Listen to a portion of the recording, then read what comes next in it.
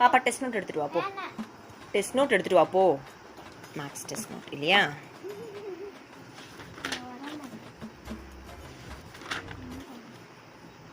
பொதுவாக மேக்ஸில் எத்தனை மார்க் வாங்குவ?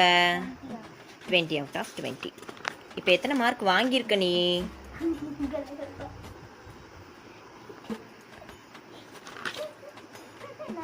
18.